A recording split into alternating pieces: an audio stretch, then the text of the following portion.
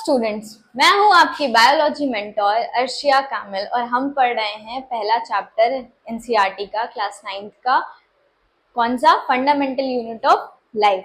ठीक है, उसमें हमने सारी बातें कर ली हैं। अब हमारे कुछ छोटे मोटे से टॉपिक्स बचे हैं जो कि बहुत इंपॉर्टेंट हैं, है ना। माइटोकॉन्ड्रिया, प्लास्टिड्स, सेल ऑर्गेनेलीज में और वैक्यूल्स। ठीक, और उसके बाद हमारा लास्ट टॉपिक है जो कि है सेल डिविजन। खत्म उसके बाद। ठीक है, तो आज हम पढ़ेंगे माइटोकॉन्ड्रिया के बारे में। ठीक है, mitochondria site of energy production है ना। ये माइटोकॉन्ड्रिया और जो प्लास्टिड्स हैं ये भाई राजा हैं, सेल के राजा हैं। क्यों राजा हैं? क्योंकि ये सेमी ऑटोनॉमस है ना। सेमी ऑटोनॉमस मतलब, मैम सेमी ऑटोनॉमस का मतलब, सेमी ऑटोनॉमस मतलब, सेमी ऑटोनॉमस मतलब कि इनमें खुद का ही डीएनए, आरएनए और राइबोसोम्स प्रेजेंट होते हैं। इनके पास खुद के डीएनए, आरएनए और राइबोसोम्स प्रेजेंट होते हैं। ठीक है, माइटोकॉन्ड्रिया में खुद का डीएनए, खुद का आरएनए और खुद के ही राइबोसोम्स प्रेजेंट होते हैं। तो भाई ये राजा होते हैं, इन्हें किसी से मतलब नहीं होता है। इन्हें किसी से मतलब नहीं होता है, ये अपना काम खुद करते हैं।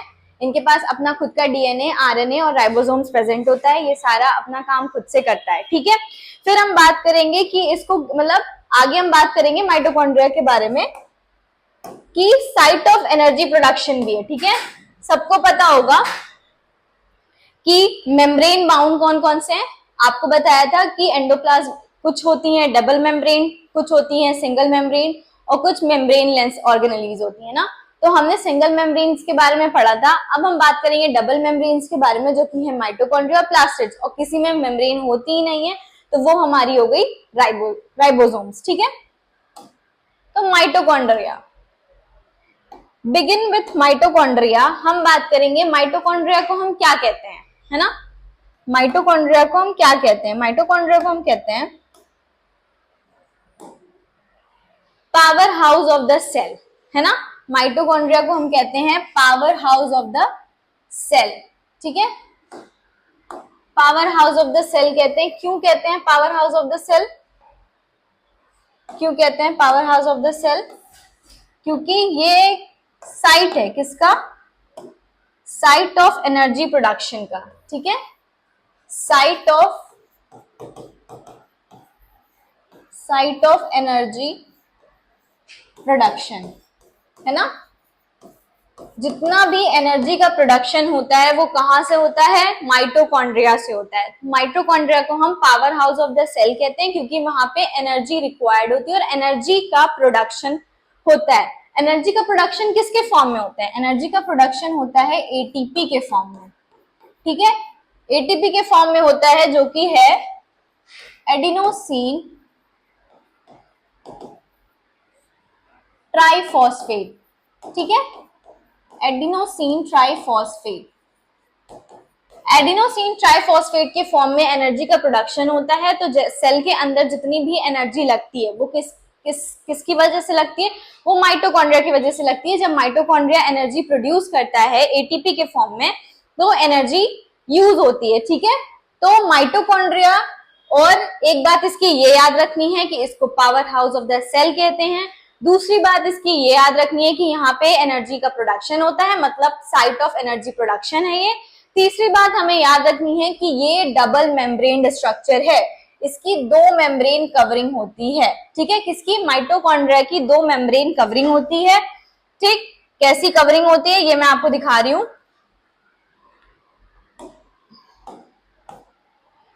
यहां पे आप देखो। ठीक है, ये मैंने बताया कि माइटोकॉन्ड्रिया को हम, ये आपने power house of the cell कहते हैं, है ना। Power house of the cell, है ना, power house of the cell. ठीक, साइट ऑफ एरोबिक रेस्पिरेशन, है ना, site of aerobic respiration. Aerobic respiration में ये हेल्प करता है ना, जो भी एनर्जी प्रोड्यूस होती है माइटोकॉन्ड्रिया से वो किस में हेल्प करता है, एरोबिक रेस्पिरेशन में हेल्प करता है। ठीक है, एरोबिक रेस्पिरेशन में हेल्प करता है। ठीक है, और तीसरी बात हमने क्या पढ़ी, तीसरी बात हमने पढ़ी कि ये क्या है, डबल मेम्ब्रेन स्ट्रक्चर है। ठीक है, डबल मेम्ब्रेन स्ट्रक्चर है, मतलब इसका डबल मेम्ब्रेन स्ट्रक्चर होता है ना। ये इसका मेम्ब्रेन है। ठीक है, इस मेम्ब्रेन को हम क्या कहते हैं, इस मेम्ब्रेन को हम कहते हैं क्रिस्टे। ठीक है, इस मेम्ब्रेन को हम कहते हैं क्रिस्टे। ठीक है, और यहीं पे एनर्जी का प्रोडक्शन होता है ना, यहीं पे एनर्जी का प्रोडक्शन होता है एटीपी के फॉर्म में। ठीक है, एटीपी के फॉर्म में एनर्जी का प्रोडक्शन होता है इन्हीं फोल्ड्स के बीच में, इन्हीं फोल्ड्स के बीच में एनर्जी का प्रोडक्शन होता है, और इनमें खुद के अपने डीएनए, ठीक है, इनमें अपने खुद के डीएनए, आरएनए और छोटे छोटे छोटे छोटे छोटे राइबोसोम्स प्रेजेंट होते हैं। ठीक है, समझ आया क्या, कि power house of the cell होता है माइटोकॉन्ड्रिया। ठीक है, साइट ऑफ एरोबिक रेस्पिरेशन होता है और साइट ऑफ एनर्जी प्रोडक्शन, है ना, site of energy production. Very important, very important. Mitochondria नहीं होगा तो एनर्जी जनरेट नहीं होगी, और एनर्जी जनरेट नहीं होगी तो सेल काम कैसे करेगी, एरोबिक रेस्पिरेशन कैसे होगा, है ना। तो माइटोकॉन्ड्रिया इज वेरी इंपॉर्टेंट। और भाई राजा हैं तो राजा हैं क्योंकि इनके पास खुद का डीएनए है भाई, जिनके पास सब कुछ होता है उन्हें किसी की जरूरत नहीं होती है, इसीलिए इनके पास अपना खुद का डीएनए है, आरएनए है और राइबोसोम्स है, और इनका खुद का एटीपी का जनरेशन होता है ना, और ये डबल मेम्ब्रेन स्ट्रक्चर होता है। ठीक है, माइटोकॉन्ड्रिया समझ आई। अब हम इसको पढ़ भी लेंगे। ठीक है, पहले यही देखो। ठीक है, तो डबल मेम्ब्रेन स्ट्रक्चर है, देखो इसकी इनर फोल्ड्स होती हैं, मैंने आपको इधर बताया कि इसकी इनर फोल्ड्स होती हैं ऐसे ऐसे करके, उसको हम कहते हैं क्रिस्टे। ठीक, डबल मेम्ब्रेन का स्ट्रक्चर होता है और कंटेन करता है ओन डीएनए और राइबोसोम्स, है ना। फिर इसका फंक्शन क्या है, power house of the cell है, साइट ऑफ एरोबिक रेस्पिरेशन है, प्रोड्यूस करता है energy in the form of ATP. ठीक, मतलब डबल मेम्ब्रेन स्ट्रक्चर है, इनकी खुद की इनर फोल्डिंग्स होती हैं, मतलब जो भी फोल्डिंग्स होती हैं, इनका खुद का डीएनए, आरएनए और राइबोसोम्स इनमें खुद में प्रेजेंट होते हैं। Power house of the cell कहते हैं। ठीक है, site of aerobic respiration in the form of energy ATP. ठीक है,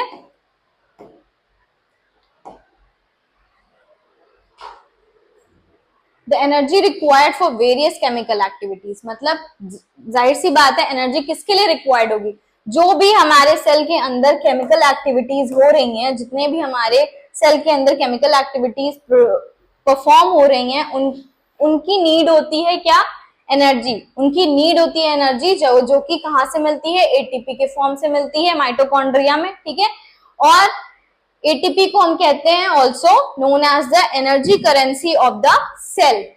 ठीक, एटीपी को हम एनर्जी करेंसी भी कहते हैं क्योंकि इसमें भर भर के मतलब जैसे भर भर के किसी के पास पैसा हो तो लेते जाओ, है ना, वैसे ही माइटोकॉन्ड्रिया के पास भी भर भर के एटीपी का जनरेशन होता है, तो वहां से लेते जाओ, इसीलिए इसको एटीपी करेंसी भी कहते हैं। ठीक है, फिर the body uses stored ATP for making, अब जाहिर सी बात है स्टोरेज, क्योंकि वैक्यूल्स प्रेजेंट है तो स्टोरेज तो होगा ही, है ना, तो स्टोरेज होगा तो भाई वहां पे एटीपी का भी स्टोरेज होगा, है ना। तो ये क्यों स्टोर होते हैं, क्योंकि न्यू केमिकल कंपाउंड्स बनाने के लिए और मैकेनिकल वर्क्स के लिए एनर्जी, क्योंकि भाई हमें जब भूख लगती है तो हम बार बार खाना तो नहीं खा सकते एनर्जी के लिए ना, तो वो जो हम खाना खाते हैं वो एनर्जी के फॉर्म में स्टोर होता है, वो स्टोर होता है, उसी से हम मैकेनिकल वर्क करते हैं, केमिकल, और हमारी बॉडी में केमिकल कंपोजिशन चलते रहते हैं। ठीक है, mitochondria strange organelles in the sense they have their own DNA and ribosomes, therefore mitochondria are able to make some of their own proteins, ये अपना खुद का प्रोटीन्स भी बना पाते हैं। ठीक है, वैसे प्रोटीन कौन बनाता है, राइबोसोम बनाता है, बट माइटोकॉन्ड्रिया कभी कभी अपना खुद का भी प्रोटीन बना सकते हैं क्योंकि भाई इनके पास अपना खुद का डीएनए होता है। देखो अब आप देखोगे कि ये हमारा डबल मेम्ब्रेन स्ट्रक्चर है, इसके अंदर ये क्रिस्टे बना हुआ है ना, ये क्रिस्टे बना हुआ है, यहीं पे साइट ऑफ एनर्जी होता है, एटीपी का प्रोडक्शन होता है, ये इनका खुद का डीएनए है ना, ये छोटे छोटे छोटे छोटे राइबोसोम्स, ठीक, और इनका इनर मेम्ब्रेन आउटर मेम्ब्रेन, ठीक है। देखो माइटोकॉन्ड्रिया दिखता कैसा है,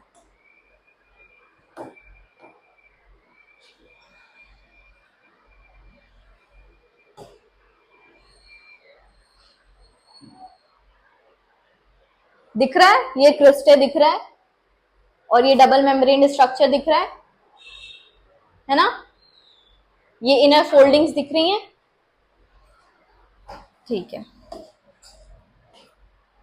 अब हम बात करेंगे प्लास्टिड्स की। आपने देखा होगा फ्लावर्स में डिफरेंट डिफरेंट कलर के फ्लावर्स होते हैं ना, तो वो कलर कहाँ से आता है, जैसे रोज का कलर हो गया मरून रेड है ना, और सनफ्लावर का कलर येलो है ना, लिलीज का वाइट, और हर ट्यूलिप्स का पिंक है ना, जो डिफरेंट डिफरेंट कलर्स होते हैं फ्लावर्स के, वो कहाँ से आते हैं, वो प्लास्टिड से आते हैं। कहाँ से आते हैं, प्लास्टिड से आते हैं, ठीक है। तो प्लास्टिड्स में भी 3 तरीके के प्लास्टिड्स होते हैं, ठीक है। पी से प्लास्टिड, ये कहाँ पाया जाता है, ये कहाँ पाया जाता है, प्लांट्स में पाया जाता है। कहाँ पाया जाता है, प्लांट्स में पाया जाता है, क्योंकि ऐसे याद रखना कि पी से प्लास्टिड, पी से प्लांट्स है ना, सिर्फ प्लांट्स में पाया जाता है, और ये 3 तरीके के होते हैं, क्लोरोप्लास्ट, क्रोमोप्लास्ट और ल्यूकोप्लास्ट, ठीक है। 3 तरीके के प्लास्टिड्स होते हैं जो डिफरेंट डिफरेंट फंक्शन करते हैं, ठीक है। तो हम जब क्लोरोप्लास्ट की बात करेंगे, इसमें क्लोरोफिल होता है। क्लोरोप्लास्ट सबको पता है कि ग्रीन पिगमेंटेशन के लिए होता है, तो जब लीव्स वगैरह में ग्रीन कलर का पिगमेंट आता है, तो वो ग्रीन कलर का पिगमेंट कहाँ से आता है, वो ग्रीन कलर का पिगमेंट क्लोरोप्लास्ट से आता है, ठीक है। क्लोरोप्लास्ट से मतलब कंटेन करता है क्लोरोफिल है ना, और जब ग्रीन पिगमेंटेशन है वो लीव्स वगैरह में किस लिए हेल्प करता है, क्लोरोप्लास्ट हमारा हेल्प करता है फोटोसिंथेसिस के लिए भी, ठीक है। फोटोसिंथेसिस के लिए भी हेल्प करता है हमारा क्लोरोप्लास्ट, ठीक है। फिर हमारे आते हैं क्रोमोप्लास्ट, ये पिगमेंट है ना, पिगमेंट करते हैं, पिगमेंट कंटेन करते हैं, जैसे कि हमारा रेड हो गया, ऑरेंज हो गया, जितने भी फ्लावर के कलर होते हैं है ना, फ्लावर के कलर होते हैं, वो हमारे कौन देता है, वो हमारा क्रोमोप्लास्ट देता है, ठीक है। फिर हमारे आते हैं ल्यूकोप्लास्ट, ल्यूकोप्लास्ट हमारे कलरलेस होते हैं, ठीक है। ये जो क्रोमोप्लास्ट है, अदर देन ग्रीन जितने भी कलर होते हैं, अदर देन ग्रीन, क्योंकि ग्रीन हमारा कलर कौन देता है, क्लोरोप्लास्ट देता है। क्यों, क्योंकि उसमें क्लोरोफिल होता है, इसलिए वो ग्रीन पिगमेंट देता है। आप जब प्लांट सेल देखोगे तो उसमें जब कहीं पे भी आपको ग्रीन पिगमेंट दिखेगा है ना, वो क्लोरोप्लास्ट का ग्रीन पिगमेंट होगा, वो अपनी जो जहां पे भी वो प्रेजेंट होता है वो सेल को ग्रीन कर देता है, ठीक है। फिर हमारे जो क्रोमोप्लास्ट होते हैं वो अदर देन ग्रीन के अलावा जितने भी कलर्स प्रेजेंट होते हैं फ्लावर्स में, वो कौन देता है, क्रोमोप्लास्ट देता है, ठीक है। फिर हमारे आते हैं सबसे लास्ट में, ये कलरलेस होते हैं। कलरलेस होते हैं, ये क्या करते हैं, स्टार्च, प्रोटीन और लिपिड का स्टोरेज करते हैं, ठीक है। ल्यूकोप्लास्ट हमारे स्टार्च, प्रोटीन्स और लिपिड्स का स्टोरेज करते हैं। कौन कौन से होते हैं, ये भी 3 टाइप्स के होते हैं है ना, ये भी 3 टाइप्स के होते हैं, अमाइलोप्लास्ट, एलियोप्लास्ट और एल्यूरोप्लास्ट, ठीक है। देखो ये कौन कौन से होते हैं, ये हमारे होते हैं, ये हमारे होते हैं अमाइलोप्लास्ट है ना, इलेयोप्लास्ट और एल्यूरोप्लास्ट। कौन से होते हैं,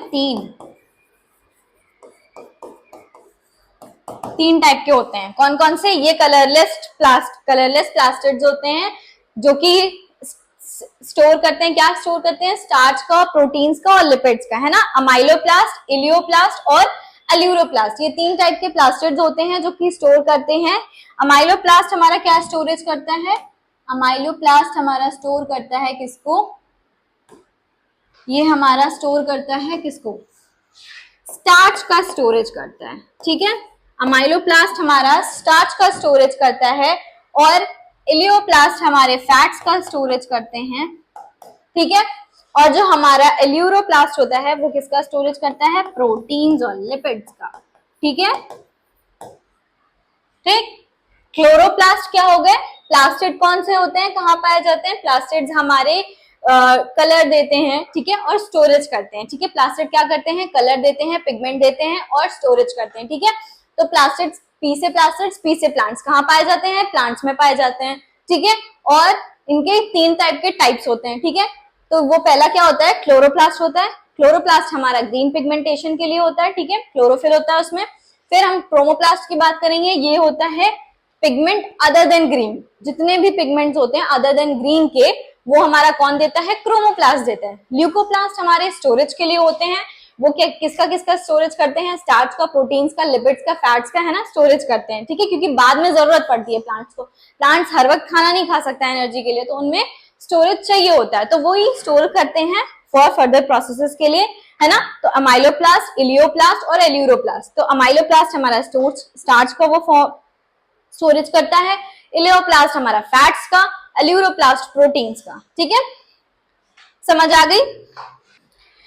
क्लोरोप्लास्ट, ठीक है, क्लोरोप्लास्ट आपको बता दिया कि ग्रीन पिगमेंट देता है ना। इसमें स्ट्रोमा होता है डे एंड नाइट के लिए, है ना, वो क्लोज और ओपन होता है। ठीक है, for the passage of oxygen, for the passage of other सब मॉलिक्यूल्स। ठीक है, फिर जितने भी क्लोरोप्लास्ट होते हैं जहां पे भी प्रेजेंट होते हैं वो सेल के एरिया को ग्रीन कर देते हैं, है ना। ये माइटोकॉन्ड्रिया और ये क्लोरोप्लास्ट। ठीक है, जितने भी क्लोरोप्लास्ट जब प्रेजेंट होते हैं वो ग्रीन पिगमेंट के लिए देते हैं। अब वो ग्रीन पिगमेंट देता है तो वो सिंथेसिस कराता है, किसकी?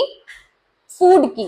फोटोसिंथेसिस कराता है, फूड बनाता है प्लांट्स में। ठीक है, कौन? क्लोरोप्लास्ट। ठीक, पिगमेंट देता है ना, और फोटोसिंथेसिस, फूड बनाता है, और ऑक्सीजन, ठीक है, ट्रांसपोर्ट भी करता है ऑक्सीजन का। ठीक, फिर अब हम बात करते हैं वैक्यूल्स की, है ना। वैक्यूल्स क्या होते हैं? स्टोरेज स्टैक्स होते हैं। स्टैक्स मतलब थैला। ठीक, स्टोरेज स्टैक्स होते हैं और ये 90% प्लांट्स में 90% तक प्रेजेंट होते हैं, क्योंकि प्लांट्स में स्टोरेज की जरूरत ज्यादा होती है, तो 90% तक प्लांट्स में प्रेजेंट होते हैं वैक्यूल्स। ठीक है, सेल की जो 90% होती है भाई, बड़े बड़े होते हैं, बड़े बड़े होते हैं वैक्यूल्स, है ना। सेल के अंदर 90% तक वैक्यूल्स प्रेजेंट होते हैं। ठीक, और जितने भी ऑर्गेनिक मॉलिक्यूल्स होती हैं और जितने भी मिनरल्स होते हैं वो सारे कौन स्टोर करता है? वैक्यूल स्टोर करता है। ठीक है, ऑर्गेनिक मॉलिक्यूल्स, मिनरल्स जितने भी होते हैं वो सारे कौन स्टोर करता है? वैक्यूल स्टोर करते हैं। ठीक, ये क्या है? स्टोरेज स्टैक्स हैं, मतलब स्टोरेज स्टैक्स हैं। ठीक, और लिक्विड कंटेंट्स के लिए। ठीक, vacuoles are small sized in animal cells while plant cells have very large vacuole. Animal cell में जो स्टोरेज होती है वैक्यूल की वो छोटे छोटे साइजेस की होती है, बट प्लांट सेल में बड़ी होती है ना, अप टू 90% तक सेल ऑक्यूपाई कर लेता है। फिर the central vacuole of certain plant cells में occupy 50 to 90% of the cell volume. ठीक, in plant cells vacuoles are full of cell sap and provide turgidity, है ना। जब ये वैक्यूल बड़े बड़े से रहते हैं तो सेल की टर्जिडिटी मेंटेन कर देते हैं ना, क्योंकि स्टोरेज सैक्स होते हैं तो वो सेल को रिजिड बना देते हैं और उसकी सेल की जो टर्जिडिटी है वो मेंटेन कर देते हैं। ठीक, many substances of importance in the life of the plant cells are stored in vacuoles। ठीक है, जितने भी ऑर्गेनिक मॉलिक्यूल्स होती हैं, मिनरल्स होते हैं, स्टार्च होता है, फैट्स होता है, लिपिड्स होता है, प्रोटीन्स होता है, वो कहाँ स्टोर होते हैं? वैक्यूल्स में स्टोर होते हैं। और कहाँ स्टोर होते हैं भाई? हमारे प्लास्टिड्स में स्टोर होते हैं, है ना। These include amino acids, sugars, various organic acids and some proteins also। ठीक, in single-celled organisms like amoeba, the food vacuole contains the food items that the amoeba has consumed। क्या बताया था मैंने? एंडोसाइटोसिस में, एंडोसाइटोसिस में जब amoeba गल्प करता है फूड को, इनगल्फ करता है फूड को, अंदर जब जाता है तो वो कैसे? सैक के फॉर्म में जाता है ना। ये हमारा फूड है, उसके अराउंड सैक होती है, वही जो सैक होती है वो अमीबा का वैक्यूल होता है ना। वही जो सैक होती है वो अमीबा का वैक्यूल होता है। ठीक, और कुछ यूनिसेलुलर ऑर्गेनिजम्स में स्पेशलाइज्ड वैक्यूल्स होती हैं और ये इंपॉर्टेंट रोल प्ले करती है expelling the excess water and some waste of the cell. ठीक है, एंडोसाइटोसिस, एक्सोसाइटोसिस वेस्ट को बाहर भी करती है ना, बाहर भी कर देती है। कहाँ है वैक्यूल्स? वैक्यूल्स कहाँ है? वैक्यूल्स ये है ना, सेल में ज्यादा अमाउंट में वैक्यूल्स पाए गए हैं ना, कभी कभी छोटे छोटे होते हैं, ठीक। और जो हमारी एनिमल सेल होती है उसमें छोटे छोटे वैक्यूल्स होते हैं ना, बहुत सारे छोटे छोटे होते हैं। प्लांट सेल में एक बड़ा सा होता है, ठीक है। अब हम बात करेंगे राइबोसोम्स की। हमने डबल मेम्ब्रेन कर लिया, सिंगल मेम्ब्रेन कर लिया, अब हम बात करेंगे मेम्ब्रेन लेस ऑर्गेनेल की। इसके ऊपर कोई मेम्ब्रेन पाई नहीं जाती है और वेरी इंपॉर्टेंट फंक्शन क्या करता है? वेरी इंपॉर्टेंट फंक्शन इसका क्या है जी? इसका फंक्शन है कि ये प्रोटीन की सिंथेसिस करता है, प्रोटीन की सिंथेसिस करता है ना। प्रोटीन की सिंथेसिस करता है, ये स्मॉल होता है, स्फेरिकल होता है और नॉन मेम्ब्रेन बाउंड होता है ना। कंपोज करता है किसमें? आरएनए और प्रोटीन्स में, ठीक है। और कहाँ पाया जाता है? साइटोप्लाज्म। राइबोसोम्स कहाँ पाए जाते हैं? है ना, बैक्टीरिया का बैक्टीरियल सेल जो होती है उसके साइटोप्लाज्म में पाया जाता है, उसके साइटोप्लाज्म में पाया जाता है।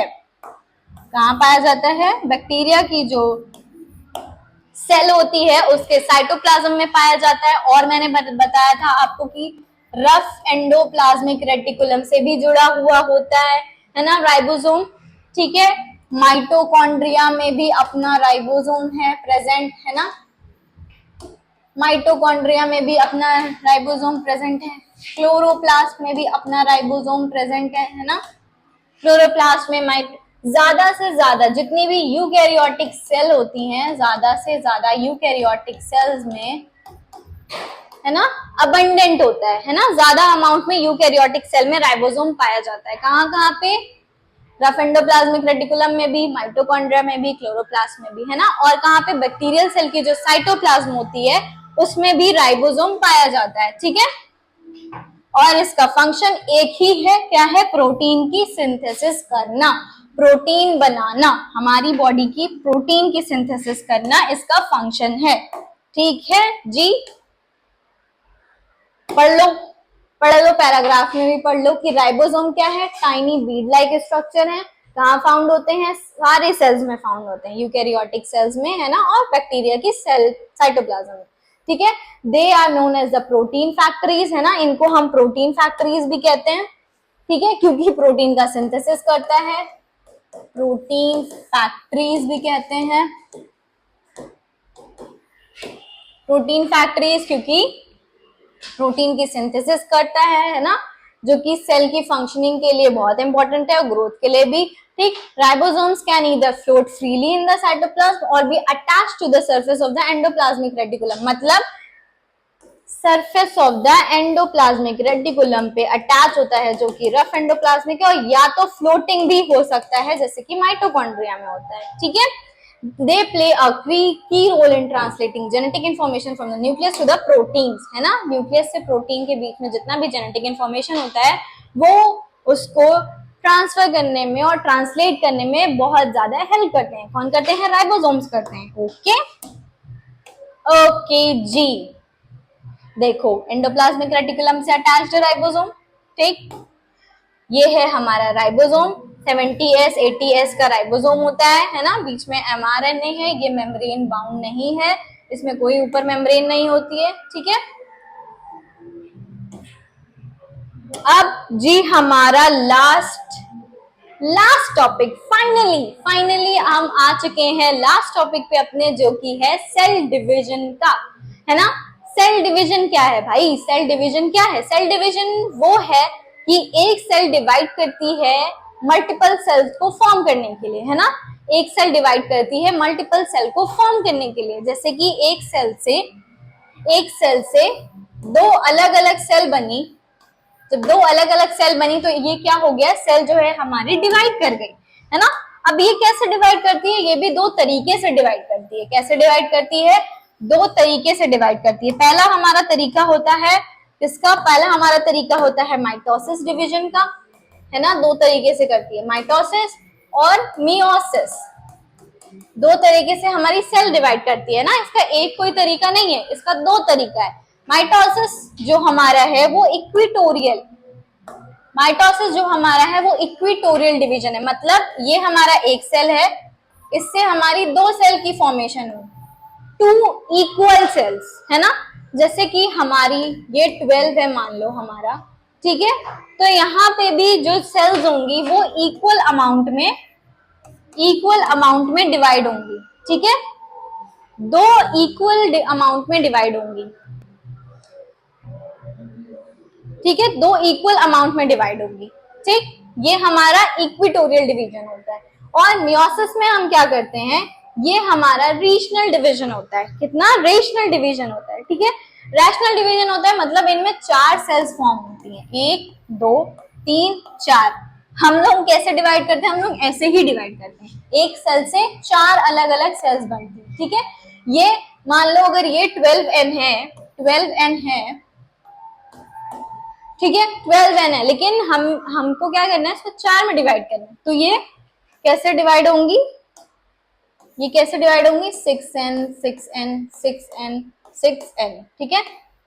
ये इक्विटोरियल डिवीजन है माइटोसिस, और ये रैशनल डिवीजन है, ठीक है। इसमें 2 डॉटर सेल्स फॉर्म होती हैं, इनमें 4 डॉटर सेल्स फॉर्म होती है, ठीक है। और इसमें जो क्या कहते हैं, क्रोमोसोम्स का डिवीजन होता है वो इक्वली होता है दोनों डॉटर सेल्स में। इनमें हाफ हाफ होता है, हाफ हाफ होता है, ठीक है।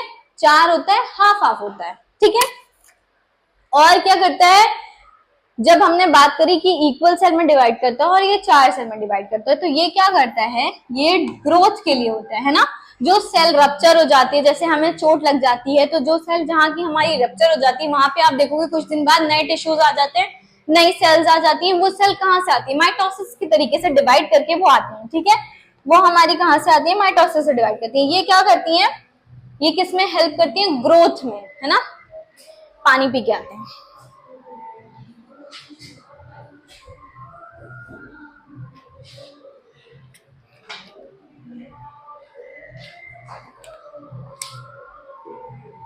मैम को प्यास भी लग जाती है, ठीक है जी।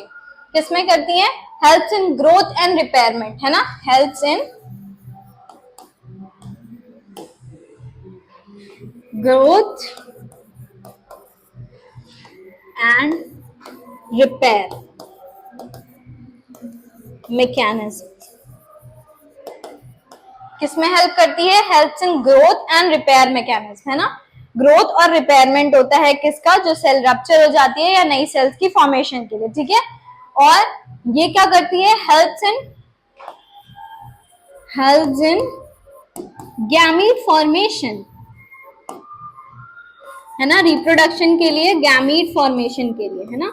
हेल्प्स इन गैमीट फॉर्मेशन, जैसे एग सेल्स हो गई, जैसे हमारी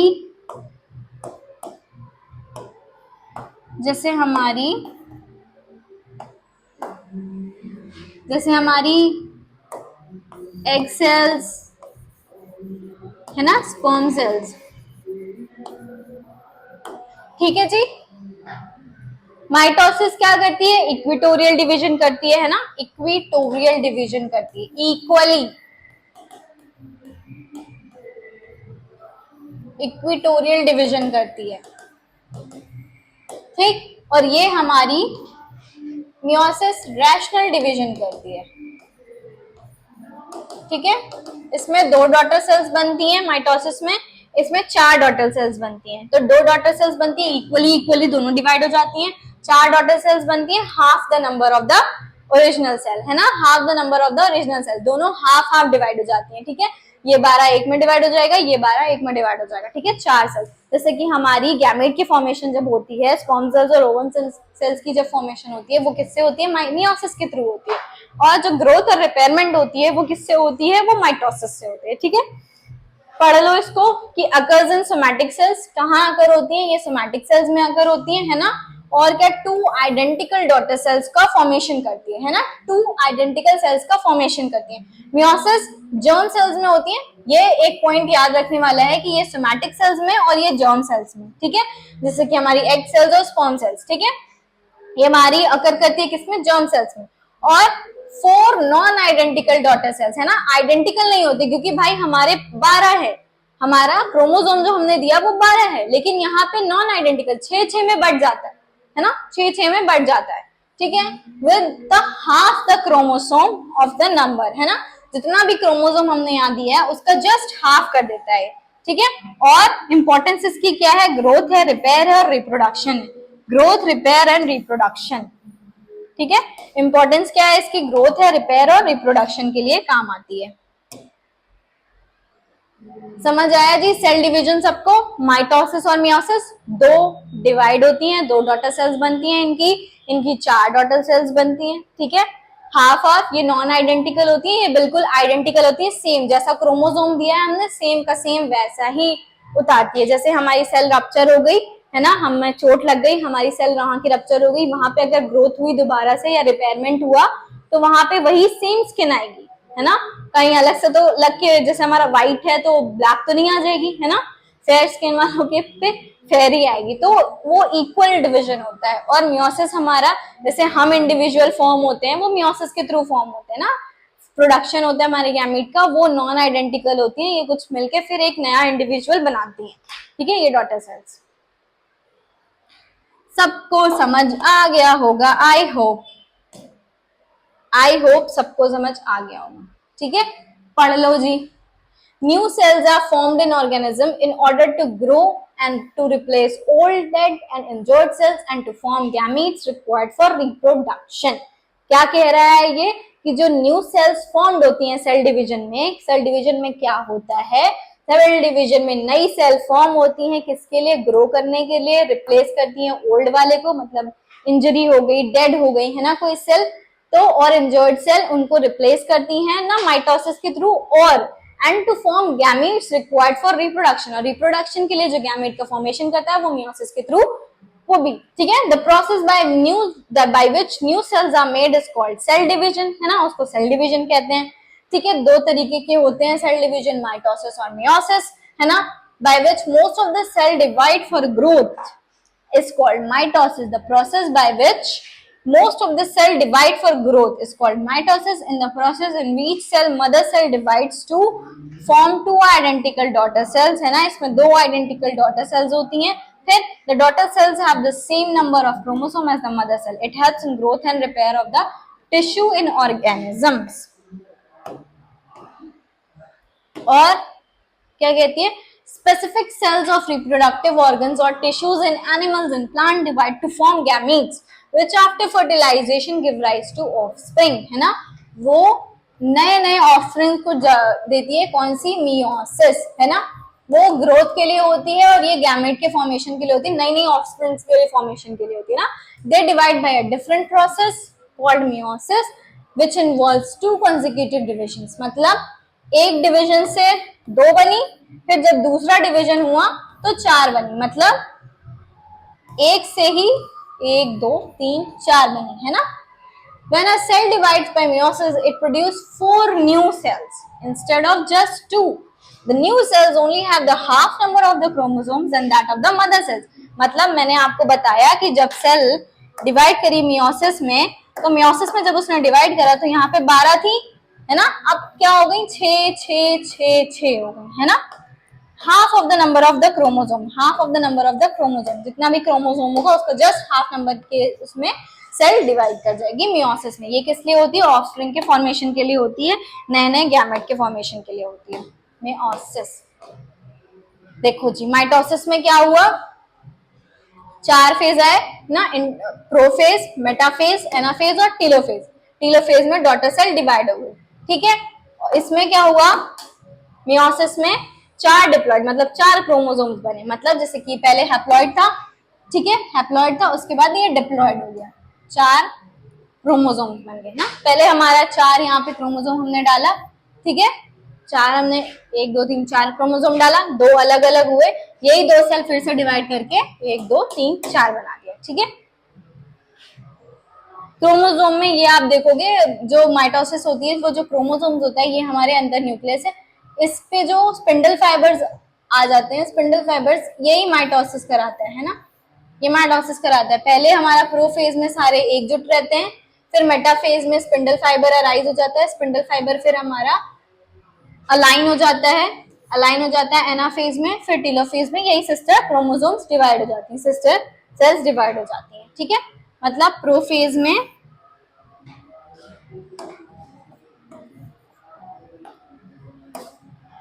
में क्या होता है, सारे न्यूक्लियोइड, ये जो क्रोमोसोम्स हैं ये एक जगह रहते हैं, है ना।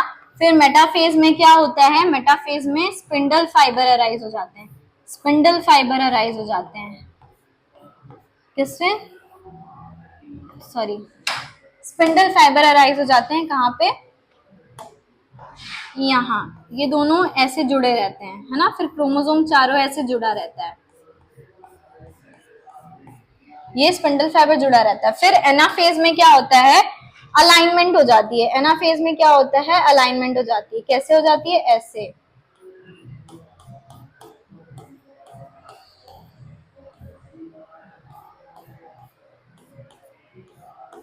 है ना। एनाफेज में अलाइनमेंट हो जाती है। अलाइनमेंट होने के बाद यही जो दोनों सेल होती हैं वो सिस्टर सेल्स में डिवाइड हो जाती हैं सेम नंबर में, ठीक है। यही जो सेल होती हैं वो सिस्टर सेल्स में डिवाइड हो जाती हैं, ठीक है। ये हमारा होता है, ये हमारा हो गया भाई साहब, ये हमारा प्रोफेज, ये हमारा मेटाफेज, ये हमारा एनाफेज, ये हमारा टीलोफेज, ठीक है।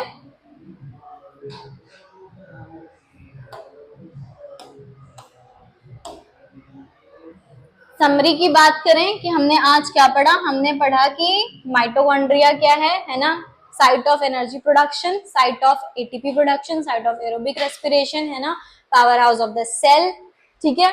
और इनका खुद का अपना, ये सेमी ऑटोनोमस होते हैं, इनका खुद का अपना डीएनए, आरएनए और राइबोसोम्स प्रेजेंट होते हैं इनके सेल्स में। फिर importance of plastids in plants, colour के लिए, है ना, फोटोसिंथेसिस के लिए। Function of vacuoles in storage and maintaining shape, है ना, शेप की टर्जिडिटी देने के लिए और स्टोरेज के लिए हमारा वैक्यूल्स क्यों जरूरी है, राइबोसोम्स क्यों जरूरी है प्रोटीन सिंथेसिस के लिए, और types and significance of cell division, cell division की टाइप्स और सेल के जो सिग्निफिकेंस होते हैं वो क्यों होते हैं, ठीक है। हमारा ये चैप्टर अब हो गया है कंप्लीट।